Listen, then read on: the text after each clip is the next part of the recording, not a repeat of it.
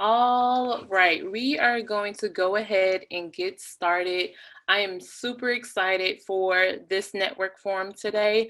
The Women in Housing Network would like to present our July network forum titled Say Her Name, a space for us and by us for Black women in housing. My name is Paige Hicks. I am a residence life coordinator at the University of South Florida. I use she, her, hers pronouns, and I am the chair-elect for Women in Housing. So thank you for joining us today. So Good we're going to afternoon. My apologies. Good afternoon, everyone. My name is Deanna Hughes, and I have the pleasure of co-moderating alongside Paige Hicks. Our pronouns are she, her, hers, and I serve at Florida State University. So we're going to go ahead and get started, and we're going to introduce our panelists for today. MD, would you like to kick us off? Absolutely.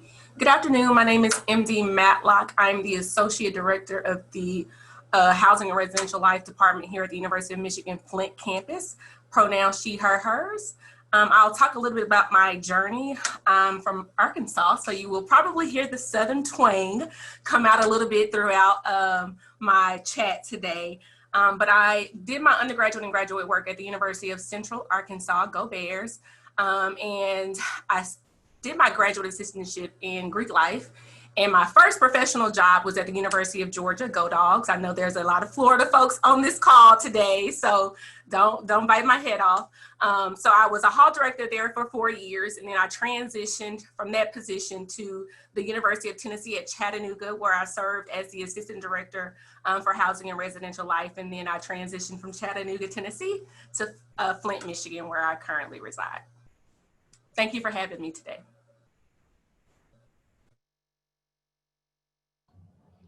And hello, everybody. Good morning, good afternoon, good evening, wherever you might be in the country and world. My name is Lisa Freeman. I'm the Director of Residence Life at American University in Washington, D.C. I am actually originally from, we call it affectionately, the DMV area. And I returned about 6 years ago for the position that I took at American University. My career path has been an interesting one. I am non-traditional in every sense of the word. I did not go through a higher ed program. As a matter of fact, I went to seminary. My focus was going to be youth ministry. And while I was in seminary, I was approached to lead a small group, life group, if you will, of college students. When I went to college, I'll back up real quick. I actually went to an HBCU, Clark Atlanta University. And I knew I was just going to be working with young people, young adults in their development phase. But I was approached to lead a small group, and I fell in love with college students at that time. And I haven't looked back. I got a dual degree master's, so I got a business degree, master's in business management. And then I got a master's in Master of Art in Christian Ministry, which is equivalent to a Master of Divinity. It's technical. But I'm now entering my 17th year working on a college campus. I served as a community director, assistant director, and then I assumed the role as a director about 6 years ago. My pronouns are she, her, hers. I also serve as one of your executive board members through ACUI, the Inclusion and Equity Director. And so I'm proud to represent you. And thank you again to Paige and Deanna for the invitation and for the sharing that will take place. Hello, I love following my good friend Lisa Freeman. She's awesome. So my name is Kawana Leggett, and I'm the Interim Associate Vice Chancellor and Dean of Students at Washington University in St. Louis. I'm also serve on the executive board. I'm the Workforce Development Director for ACUI. A little bit about my background. I'm originally from a very small town in North Carolina. Did my undergrad in Clemson at Clemson University in South Carolina. I always tell the story that I was destined to work in housing because my work study job, my first year in college, was in the housing office. And so I've literally been working in housing since I was 18 years old. And I'm not 18 anymore. I did my graduate work at University of Arkansas, so I appreciate MD with the Arkansas shout out. And from there, I continued to work in several different institutions, went back to Clemson and worked in housing, worked at a school in New Jersey called the College of New Jersey, worked at NYU, UC Berkeley, and most recently now at Washington University, where I was serving as the executive director for residential life up until June when I took the new role. So very excited to spend time and be in the space with you all and just share a little bit about my journey and listen and learn from others. I always appreciate the work that this network brings such a great group of fascinating people together. So I'm excited to just hear your stories and take questions too. So thank you for the time and the space. Hi, everyone. My name is Crystal Nicholson, and I serve as the Associate Director for Residential Life at Nova Southeastern University in Fort Lauderdale, Florida. I, too, MD, am a Southern Belle. I'm from Houston, Texas, so I also have that little Southern twang, which I know will be very much so appreciated here in this space. I did my undergraduate work at the University of Texas at San Antonio, where I did education 4th through 8th grade mathematics. I then knew in that moment that I was not supposed to be in the classroom. I was supposed to be an administrator, where I then traveled to Florida and have been in Florida for going on now 10 years, where I did my master's work at Florida International University, also working in residential life there. And my previous role was at Florida State University, where I served as a residence coordinator. And now I am down south once again, serving as the associate director here at NSU. And I'm just super excited to share my journey as well as share the space with you all. So thank you for having me. Good afternoon, everyone. My name is Andrea Moody. Feel free to call me Dre. I serve as the assistant director of residence life in a small town in Georgia called Americus, Georgia. A little bit about me, kind of like some others on the call, I am truly a non-traditional person. I started out in corporate before I decided to go back to school full-time to start my educational career. I got my associates, dual associates or double associates from Georgia Military College in Valdosta, Georgia. Then moved on and became an RA at 29. So I celebrated my 30th birthday, huge milestone, as an RA at Georgia Southern University. And then I went on to work full-time in housing at Georgia College and State, where after about 3 to 4 years, I decided like, okay, I really got to get my master's in this thing, and did my master's at Mercer University. And so in August, I will be starting my doctorate in educational leadership at Clark Atlanta. So very different scope on things, right? Very different scope on things, but it is truly a blessing to be on this panel and amongst some powerhouses on this panel. So thank you all so much for having me. All right, it is our absolute pleasure. Thank you all for sharing a little bit about your journeys. And if it is okay, we are going to go ahead and dive in. As we're diving in, for those that are participating, as questions come to mind, we ask that you please be sure to put it in the Q&A. That way we'll be paying attention to what you are sharing and be sure to speak it into the space. But the first question that I would love to pose to Crystal is, Crystal, go ahead and let us know who are the mentors, past or present, that have helped you during your journey. So as we honor, say her name, it could be you sharing those names and or sharing a little bit about someone who really resonated with you regarding mentor, past or present in your personal journey. Awesome. So I wrote down 3 mentors that immediately came to mind. My first mentor that I would like to mention is Chandra Myrick. She serves the executive director of University Housing at the University of Tennessee. My next mentor is Sherelle Finley, the assistant director at Florida Gulf Coast University. And then I also have a male mentor that I would also like to recognize, Dante Palzer. He assisted me in my transition in my first year as a professional at Florida State University. And he currently works as the assistant director of student diversity in a medical school in South Carolina. And the reason why I mention all 3 individuals is because I recognize that you don't always have a mentor that can be your be all end all. And I also recognize that as a mentor, they all going to teach you different things throughout your professional career. When I first got to FSU, I realized that Dante was my go-to person because Chandra then was my director. But once Chandra then moved on to her new professional career goal, then I was then able to develop that relationship further, and she was able to assist me in my current position. Sherelle is my go-to for mostly everything personally and professionally, but also maintaining that professional boundary with her so that she can then share with me what are some ways that I can continue to grow and then challenge me deeper than what other individuals may not see. Something that I learned early on from all of my mentors is knowing the difference between a coach, a mentor, and someone that's your spokesperson. And so I wrote down a little definition that I wanted to share with you all so that you can be mindful of that when you are navigating these spaces, that you have all three of these individuals, but you know what their requirement or what they're doing for you when they are in these spaces. So for a coach, it's someone that's going to talk to you. They're going to coach you through that, position that you want to go through. They're going to give you that guidance. That mentor is going to talk with you, sit down, give you that one-on-one individual time that you need. And that spokesperson will talk for you when you are not in the space. And so something I want to recognize right now is that not everyone that looks like us is for us. And being mindful of that when you enter these spaces. I think currently right now, I'm seeing forehand that individuals that look like me may not necessarily be representing me at the table. So when I step into these spaces, yes, I'm speaking for myself, but I'm also speaking for others, but more so I'm speaking for Crystal and recognizing that when I walk into this space, because Billy Joe may not be speaking for Crystal when she leaves that room. And so my biggest thing is just know who's speaking for you on your behalf and know what those mentors are giving you. And then it's okay to cut that mentor relationship if they are no longer feeding you what you need in order to succeed. I see MD shaking. Hallelujah. Amen. Glory to God. Sister, yes. I just want to give you your praise.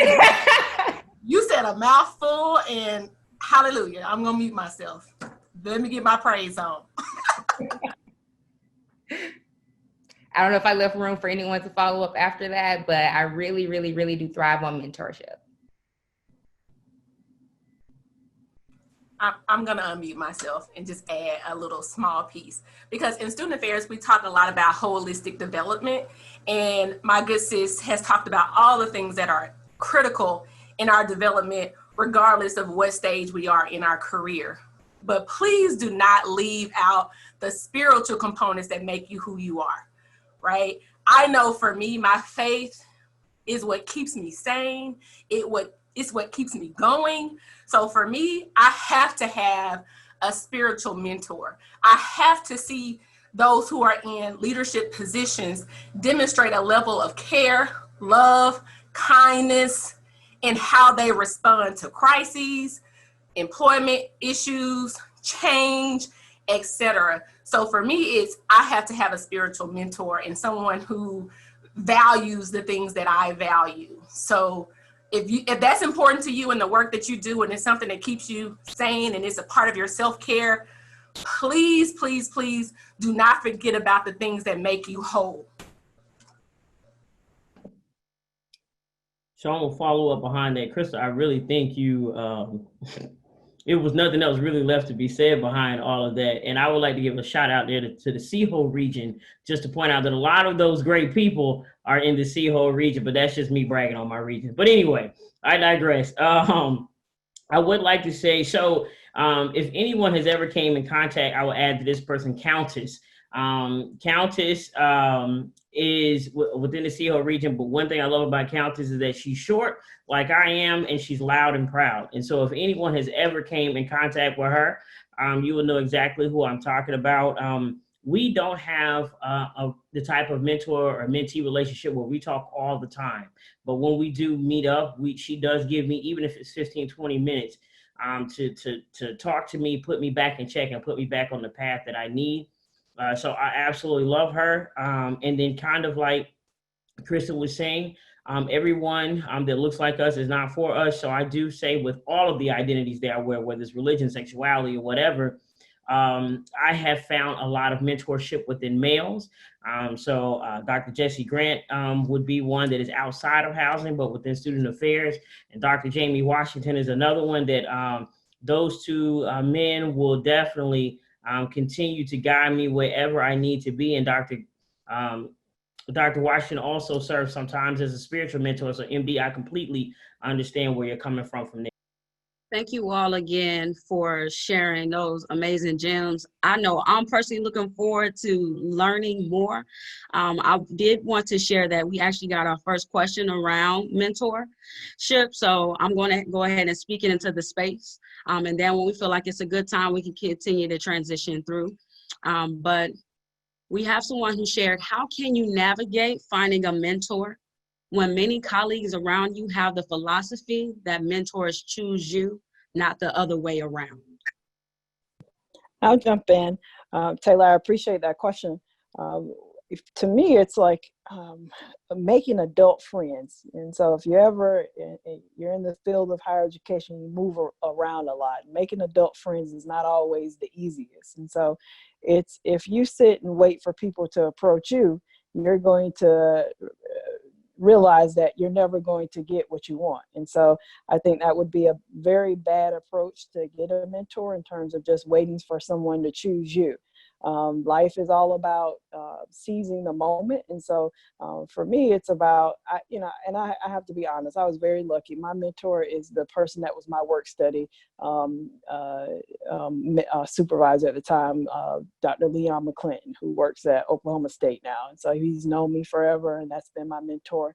And then I've gathered other mentors around the time. But for me, it's always been finding someone that aligns with my values, acknowledging that they are someone that I aspire to be like, or find inspiration, or can be challenged by them. And so sometimes it's very much observing them and then taking that moment to say, I want to learn more about them, and reaching out to say, can we grab coffee, with no intentions of anything. I don't want anything other than just to get to know that person. So I think you have to really think about what are the things that you value, and how can you build a support network.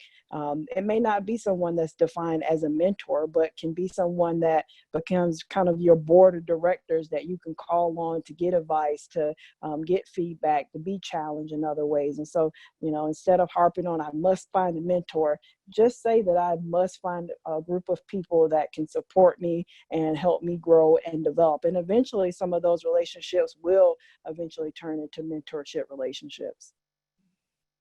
All right, this is really good. I want to go ahead and transition a little bit.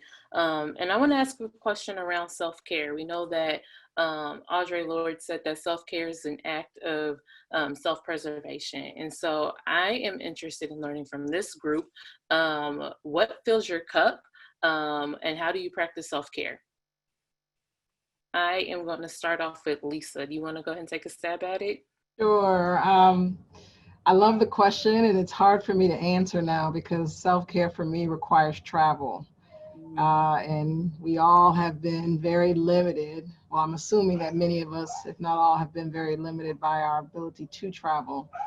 And I learned probably later in my career the importance of being able to step away.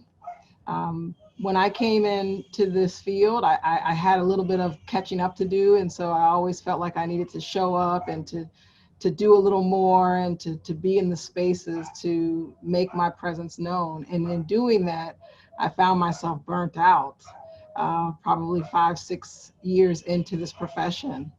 So I've had to, over the course of the last maybe 7 years, really evaluate why I do what I do and for the purpose that I'm doing it.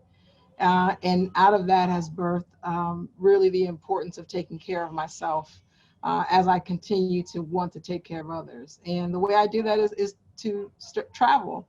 And when I travel, I travel big. Some people like small weekends, extra long weekends. I like to take weeks at a time. And I noticed one of my colleagues is on this call from South Africa. And I have a love and passion for South Africa. And when I can travel there, I do. And it's good to be able to fill my cup that way. I love cultural immersive experiences. I love learning, and I try to put myself in situations that can happen. But at the end of the day, it really is just about knowing what works for you. And for me, I know myself well enough to know when I do need to step away, and be okay with allowing other people to do the things that I do every single day. Because there's only one you. And if you put yourself in a situation where you've run yourself into a ground, then you're of no use to anybody else. So travel is the thing that gives me energy. It's the thing that I make it a point to do. And it's a privilege to be able to do that 2 to 3 times a year, because it's something that nourishes my soul. And it's something that gives me a stronger perspective about who I am and what I am and why I am. As I said before, we have not been able to travel, so it has been hard for me. So I've invested the time into watching travel programs. And so I've now added about 6 or 7 different countries that I want to travel to as soon as we get on the other side of this pandemic. So I would encourage you to find the thing that you love and to do everything that you can to nurture that thing. And when you do that, it makes the hard days manageable and it makes the impossible seem possible.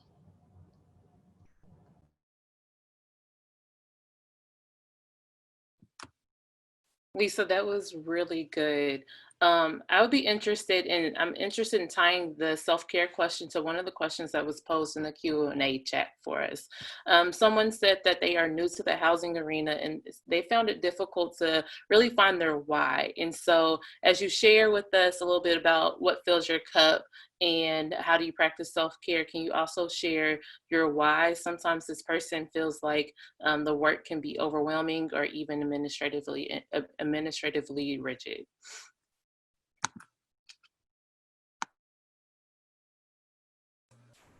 Can I give it a go? Or Kawan, I saw you unmuted. You can go ahead. Yeah. Oh, I'll come in after you. Go ahead. You know, I'll own the fact today has been a very bad day. So I am so excited for this time to be with you all. We are like any other school right now, planning fall planning. Our university hasn't made an ultimate decision. And so I've been in lots of higher level meetings to just talk through what that will look like for both our staff and our students. And so I want to acknowledge that being a new professional during this time is probably the hardest of times to be a new professional. It's hard being a seasoned professional right now. It's hard at all levels. And so the work doesn't get any easier. I will say, I go back to Lisa's point about finding the things that bring you joy outside of work and really trying to never forget those things. And so for me, I started running about 1.5 years ago. And so knowing that I had about 10 meetings today, this morning, I got up early and I went for my run and got my mind clear and got myself focused and was able to start my day off with intentions that were good. And so it really is finding the spaces that rejuvenate you and knowing when things will drain you and being able to be intentional about your days and how you plan your meetings.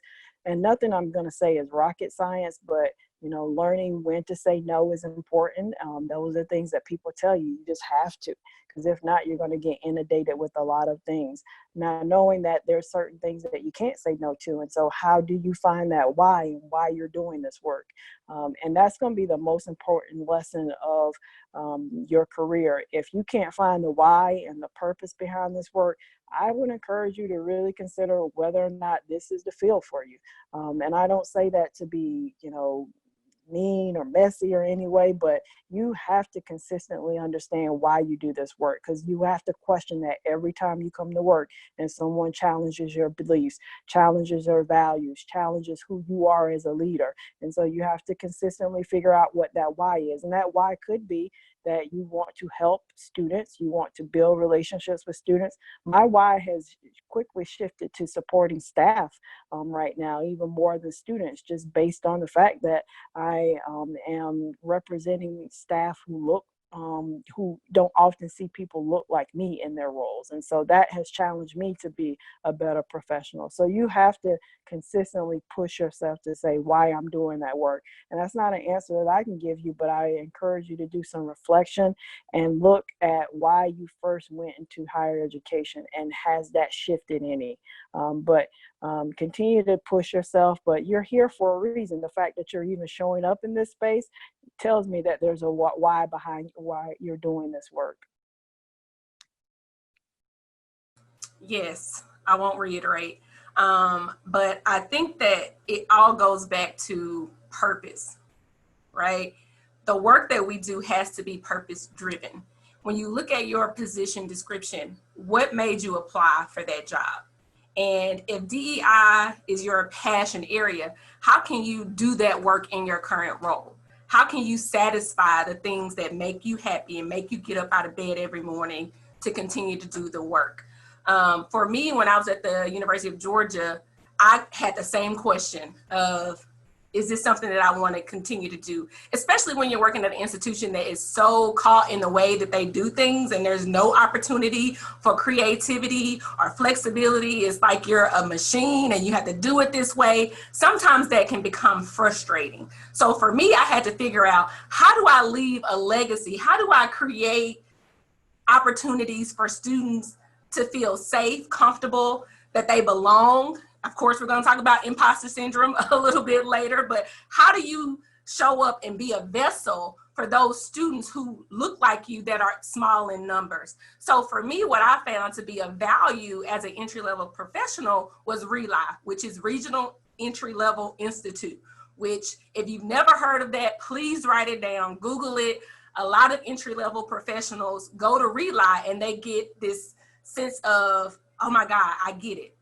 Other institutions aren't doing things this way. It's just where I am. Have some patience, have some care in the work that you're doing, and how do you demonstrate that care through the work that you're doing? Sometimes it's the institution. It's just not a good fit, if I have to be honest. So you really have to assess what's making you unhappy where you are. And I know you didn't say that you weren't unhappy, but what's creating this space of why am I here? Like, how am I contributing? So really doing an assessment of your own strengths and your passion areas. What is your purpose? What do you feel your purpose is? And let that be the guiding light for the work that you're doing, and find your happiness in those things. And of course, Black women are the #1 entrepreneurs right now. What can you do outside of that space? A lot of us have jobs outside of this, right? And we have businesses outside of this. Like, what else can give you joy? And I already mentioned the religion thing, so I'm going to go ahead and say, what is God calling you to do in this season? And be obedient to what he's calling you to do in this season. And if it's leave the job, hey, maybe it's time to start job searching, like my sister Kawana said. So I'm going to end on that.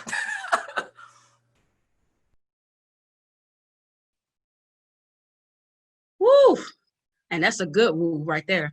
I am loving the attendees' affirmations. I don't know if y'all been checking them out, but thank you all for that.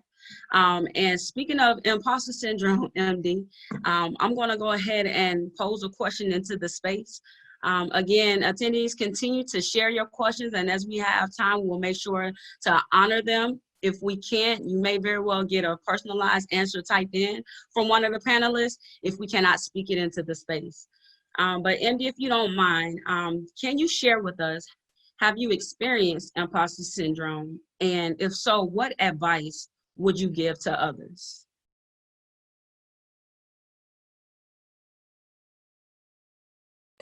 I'm muting myself.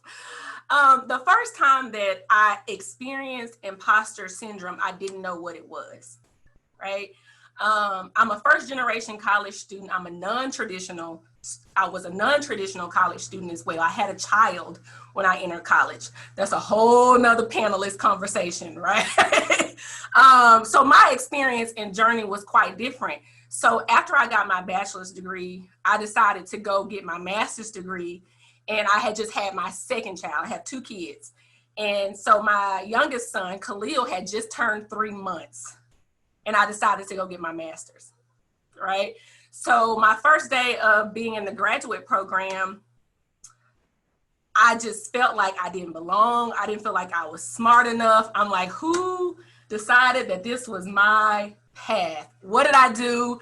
I can't, statistics, like I just really felt drained. And I remember day 2, I really felt like I wanted to quit. Like, I just didn't feel like I belonged. And God has a way of sending his angels to remind you of who you are, and that if I called you into this space, I have equipped you with everything and everyone that you need to be in space with. So I remember a good friend of mine, she ended up being a mentor for me. Her name is Tanya Matheny. She's still in the field. She was a year before me, and I didn't know how to express or articulate what I was feeling without being judged. And I remember I was standing outside the library and she's like, what's wrong? What's going on? And I was like, I just don't feel like I belong here. I don't feel like I'm smart enough. And she was like, I felt the exact same way when I started this program.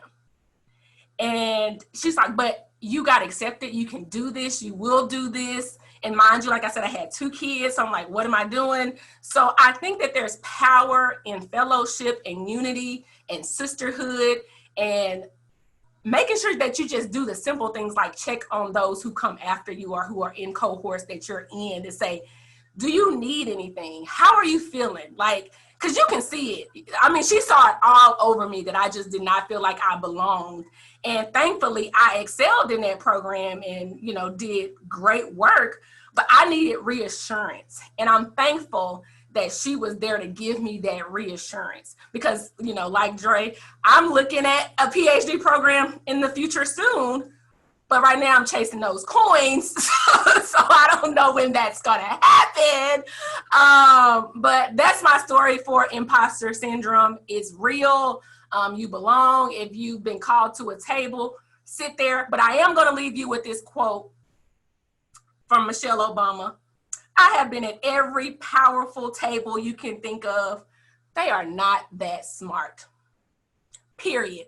So whenever you think that you don't belong at a table, just remember that quote from my first lady, because she's still my first lady, that you belong there and they're not that smart.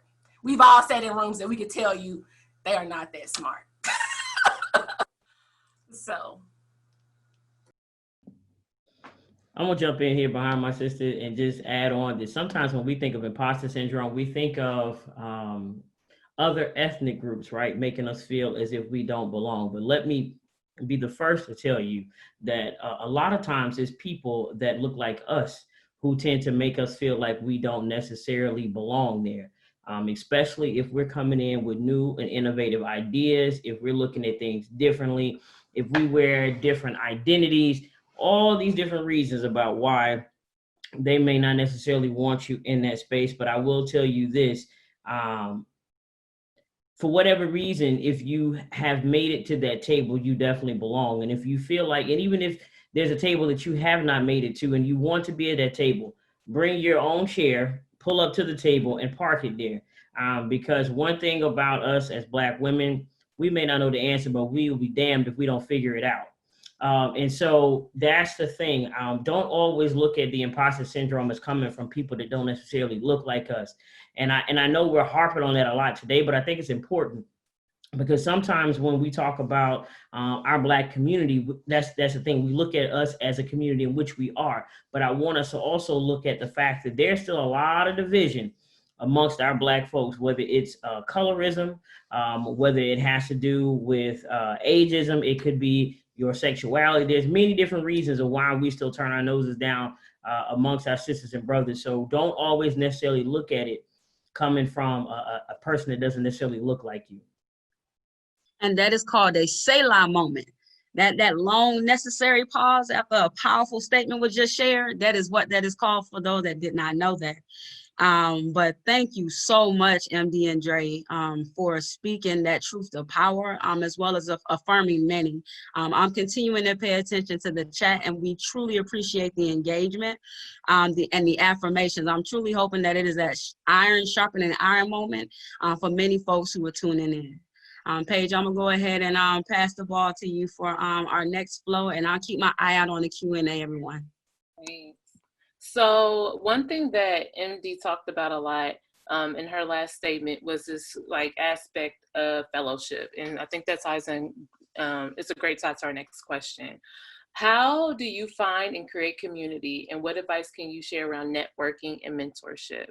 I'm gonna go ahead and also have Dre start with us. And there's a question in a chat around sponsorship. So if you want to also hit that too, that would be great.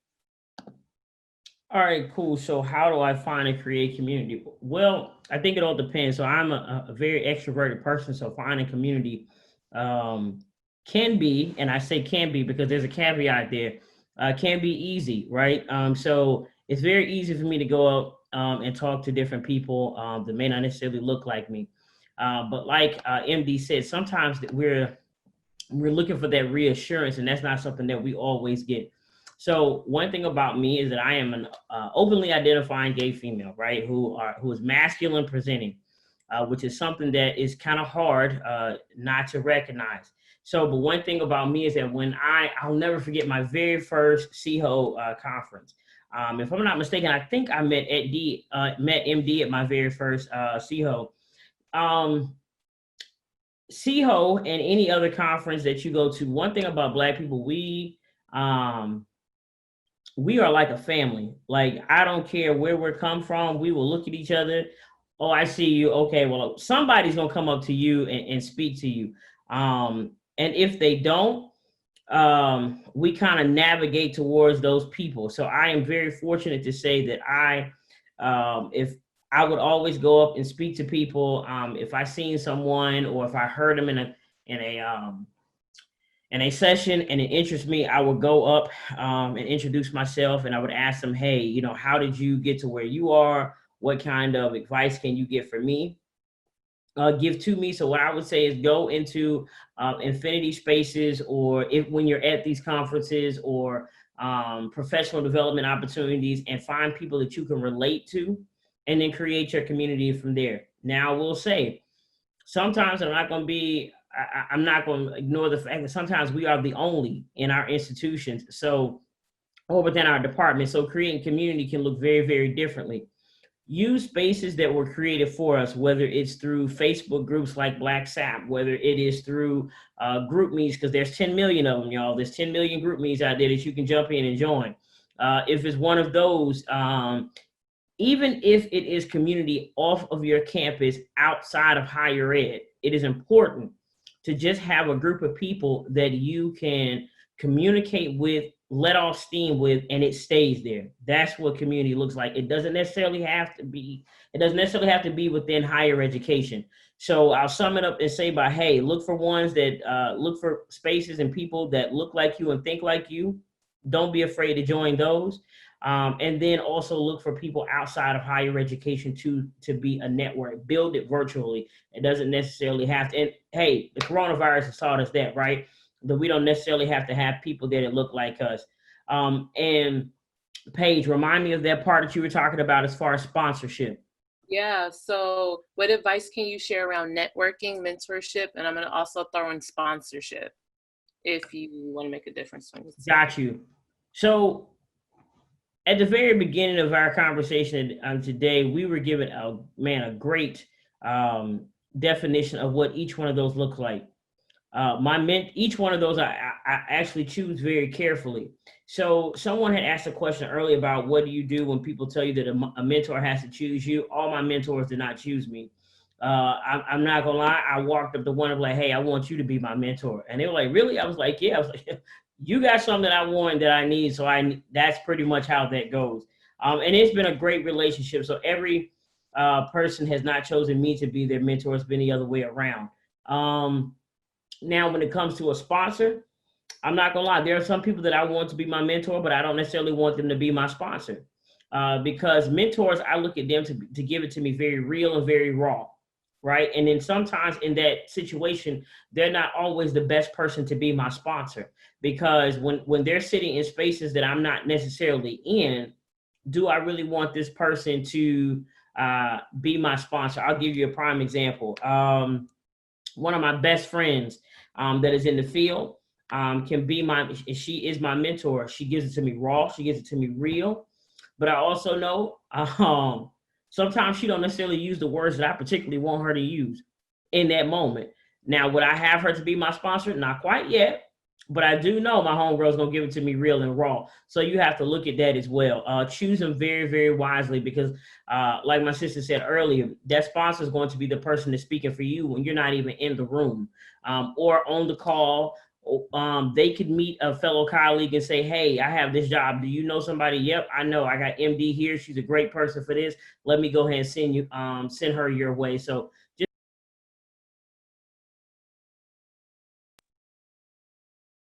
I'm sorry, I think I muted myself. But at the end, I was saying, just be careful with how you choose either of those. I'll add to that as well in regards to something my mentor taught me early on is Chandra Myrick. Do your job well and then the sponsorship will come.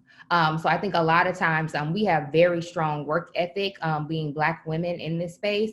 And so sometimes our work does speak for us, but also knowing that we're not the only ones that can do the work. And then sometimes we need to make sure that we're calling out our colleagues so that way they're still producing the same amount of work as us.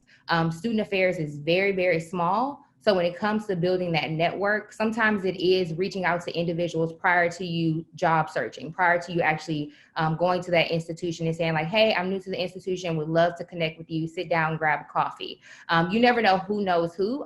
Sometimes that's a good thing, sometimes it's a bad thing. So just be mindful of that. But then also just know that like it is a small profession. And as Dre said earlier, like we all have ways to connect with one another. And I will use this line, closed mouths don't get fed. So make sure that you open your mouth and say what you need and communicate so that we can be there to support you to get you to your next route. Excellent, excellent. I have a habit of singing songs. They tend to be all over the place in genre when it's a really good time being had. So if there's a delay in the unmute, that means there's a really good song on my mind. But Crystal, Dre, we appreciate it. Please keep it coming. The real talk is absolutely life-giving. And as I am reviewing these Q&As, what y'all are naturally sharing without being able to see it is very much on point. So that says a lot as far as what we are speaking into the space. What we're going to do is continue to flow. And if Paige, if I miss anything, I'm going to lean back on you because I know you got me, sis. But far as advice and mentorship, I feel like this question right here ties in beautifully. When we talk about what advice has a previous mentor given you that you wish they told you early in your career, and if different, right? What advice would you like to share to young professionals today? I think advice that was given to me recently and things that I want to share is the work will always be there. Like we are always in the office pushing ourselves. I got to get to this email and I got to figure this out. And when I was younger, I was like, I won't leave the office until I have maybe 30 emails in my inbox. I got to clean my inbox out. And then the more positions I got promoted to, I realized that quickly was impossible. And so I just have to remind myself and remind others, you can stay there all night long. And guess what? There'll still be more work for you the next day. And so at a certain point, you got to tap out and realize when the day is over and make it be over. And that's simple advice, but nothing we are doing is rocket science. It may feel like rocket science right now as we try to figure out what our fall plans are and what the future is going to look like for higher education, but nothing we're doing is rocket science. The work is always going to be there. Take breaks when you need it, or you're going to get burned out, and that's real. And so what are you going to do to find the passion, the whys, and how you thrive in this work right now? And it won't be because you got all your emails cleaned out of your inbox. It won't be because you pushed yourself and pushed yourself to the limit. And so again, reminding yourself that the work is always going to be there. I always tell my folks that I work with is that you go to work, you do a good job as hard as you can, you help as many people as you can, you learn, and then you go home and live your life. And so that's the best advice that I try to give people in this field is that do as much as you can, but then once you go home, you got to leave it there.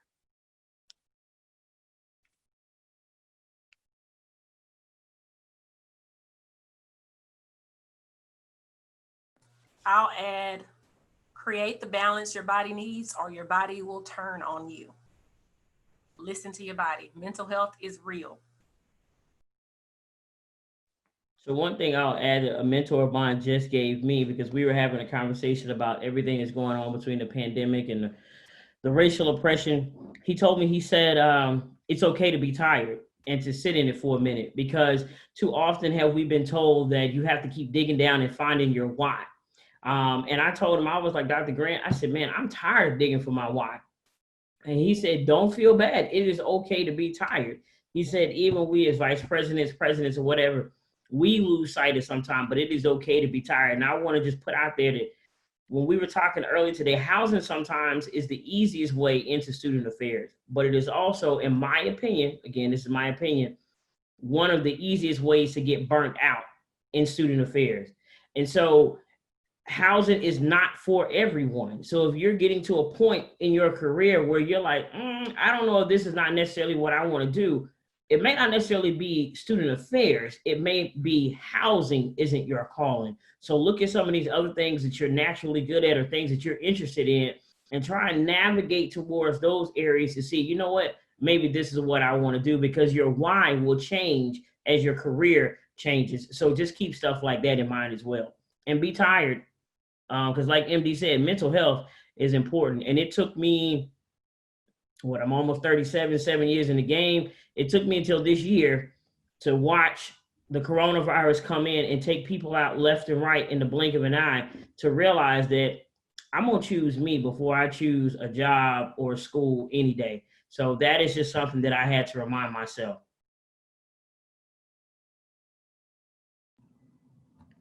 Something that one of my previous supervisors shared with me, another CHO legend, LaFarron Merriweather, Dr. Merriweather, focus on your brand and create your brand.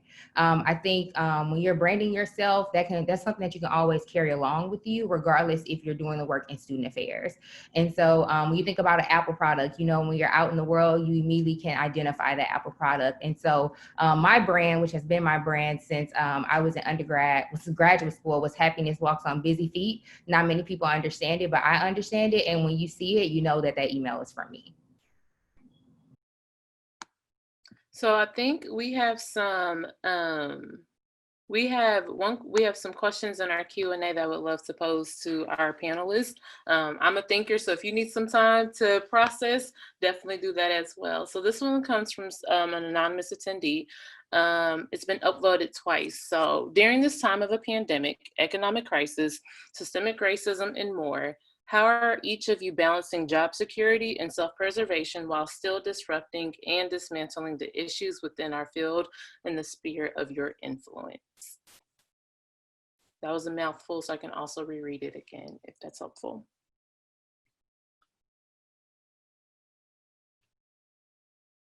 Can you reread it? Yeah, so during this time of a pandemic, economic crisis, systemic racism, and more, how are each of you balancing job security and self-preservation while disrupting and dismantling the issues within our field in your sphere of influence? I appreciate the question. Somewhat of a conflict, right? Of how do you disrupt and also protect your own peace and protect your job security and protect the things that keep you whole, with also disrupting all the things that are set up in a structure that can be against us.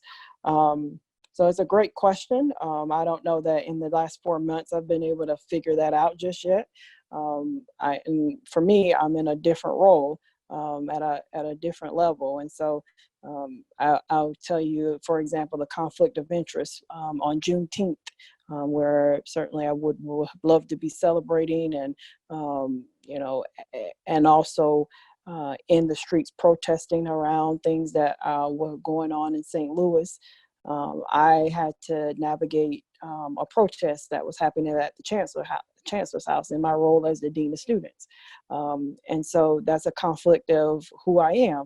And certainly I could have been, no, protest away, but I also had to serve a role. And so in that moment, disruption looked different for me. Disruption looked like trying to meet the students who were protesting to understand what the protest was for, and allowing them the opportunity to be on the chancellor's home without them being threatened in any way by any threats of removal or getting arrested. And so I was that barrier for them. They may not have seen me as that. They may have just seen me as the administration, but knowing that I was playing a role to listen to them and provide them space. And so I think this is a tough question for me, particularly because I find myself in very challenging spots where I'm seen as administration, but I'm also someone who is trying to protect our students and having a voice and an opinion. And so I don't know that I've navigated just yet what this means for me in my particular role, but what I will say is that I won't compromise my values and who I am as a person, no matter what position I'm in. And I'm thankful that I work at an institution right now that I can challenge things that don't make sense. Ask ourselves the question about what are the structures that are preventing our students of color, our Black students, from feeling comfortable and included. Right now, there's a big challenge on our campus around Greek life. And the role that Greek life plays and for our students of color. And I've been on several town halls where students have called to abolish Greek life on our campus and really challenged about what that means. And so for right now, the way that I'm, disrupting anything is just listening to our students and disrupting the normal thought of, well, all students are just hyped up about this particular issue. No, they have some legitimate concerns, and what can we do to listen and provide space and try to figure out how we get both our Greek life students and the students that are calling for abolishment to come together and help facilitate that conversation. So some of it is not disruption for me, it's more facilitating conversations and bringing people in.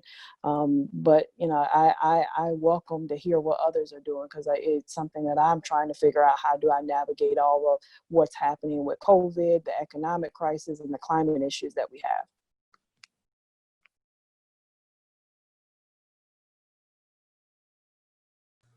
I think for me, with everything that's going on, again, we all play different roles and are a part of different campus cultures. And I'm in the office today, but normally I'm working from home. So when everything first happened as a result of the murder of George Floyd, I was impacted by that, right? So I had to take care of myself first and my feelings about how I was processing everything before I could help someone else, right? So I know that I have, a residential population. We still have students who live with us. We still have staff members who are maybe experiencing some of the same feelings. So for me, I had to take care of myself first. And then I had to make my staff a priority. So making sure that I made those individual phone calls to say, hey, I know this is impacting me. I just want to call to check on you. How are you mentally? How are you, feeling throughout all of this, sharing resources? And then I called all of my residential students and did a Zoom. So I didn't wait for the university or my bosses to give me permission to care and to demonstrate that care. Of course, at that level, dean of students and upper administration, they're trying to figure out how to navigate the politics of it all, right? Like, what statement do we put out? Do we say Black Lives Matter? Do we do the say her name or say their name programs virtually? Yeah, y'all figure that out. But for me in my house, I'm about to check in. I'm about to make sure that we are good and they are aware of the resources that are available to them. So for me, it was like, is this a sword I want to fall on? And I fell on it and nobody said anything, right? It was, well, Housing and Residential Life is doing this thing over here and we're happy that you did it. But I think that, you have to deal with your own feelings and just step away from it all. And then when you're in a place of, okay, I can breathe. Like, I did a say their name program through the DEI office and ICC. And I literally had to mute myself because I literally had a breakdown, like a crying moment, like, because I'm raising 2 Black boys in America. And I've been feeling this way since Trayvon Martin when I worked at the University of Georgia. So this feeling is not new for me. So while I was on this call, the students are like, why can't we see staff? Like, where's MD, right? So I literally had to unmute myself and say, please don't take my silence as I'm not dealing with this. So I let them see me. I had to have a vulnerable moment to let them see me, red eye, tissue in hand. Like, why do we have to say the name of Emmett Till and all these people that have been murdered at the hands of the police? Like, we're staff, we're faculty, but we have feelings. We're dealing with this just the way you guys are. But I think that sometimes students just need to see it, because otherwise they don't think that it's happening. They don't think that we care.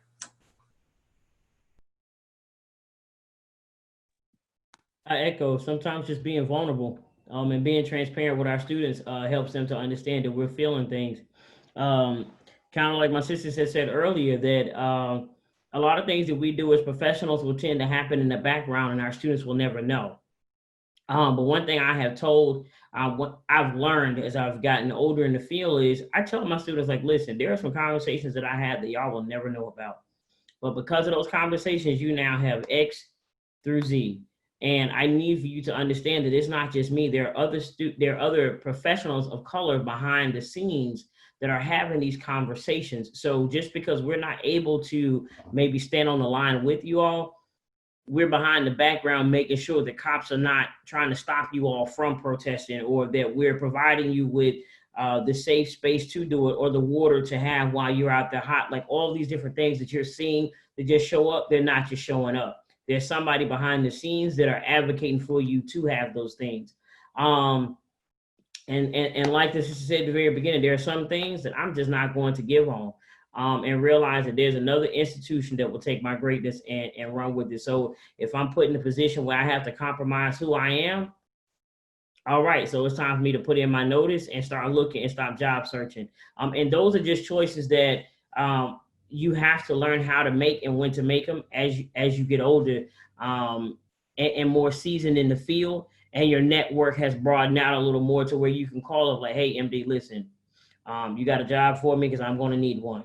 Like that type of thing. And it happens like that. And I'll even say, like MD was saying, like I'm from Georgia and live in Georgia. Brunswick is right down the street from me, where that young black man was shot and killed. I'm still thinking about Breonna Taylor, who, as we know, those cops have still to be arrested. Even during that time where, you know, all this was going on, we have black trans women that are being murdered, and they're getting no television broadcast about them. Like you literally, you know, open up your Facebook page, like, oh, this happened. So, you know, all these different things that you have to take into account. And kind of like MD said, sometimes I just have to take my moment to myself. But before we do anything for our students, we have to take care of ourselves first, because it's very hard, right? It's very hard for us to take care of our students when we have yet to take care of ourselves. And it's hard to do, especially because I've seen somebody say something earlier, they're the only one on campus. And that is extremely hard. And so I will tell you, if you are in that situation, lean into your network and people that you can trust for support. Also, utilize the group me's. I know Dre talked about this earlier, but there's so many group me's. We connected on group me before we actually met in person, because she was, did you say she pronoun? I'm sorry. I thought that's what you said. Okay. We connected in that platform first. And then when we met in person, it was like I was meeting a relative. Like, oh my God, yes. So those group me's, they really do work if you're active. And you can see the people who are the most active in those spaces. I know we're coming up on time, but I just wanted to say that I think that now is an important time to look at the statements as well as the different offices and departments that a university has. Currently, I work at a private institution, and I say this in this space because I feel comfortable, but at times as a Black woman, I don't feel supported.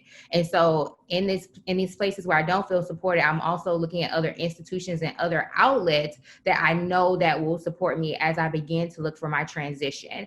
Something else I think about is our university decided to make a statement in regards to property being damaged, in regards to different riots happening on our campuses, but did not make a statement about how it's affecting their students, staff, or faculty who identify as Black individuals on this campus. And so something that I recognize is that if this institution can't support me, what are other universities doing that I can then see on their website or reach out to my network and see what their universities are doing, so that as I look to make my transition, I'm then setting myself up for success, or at least setting myself up for a university that I know will support me as a Black woman and all the identities that I carry and bring to the table.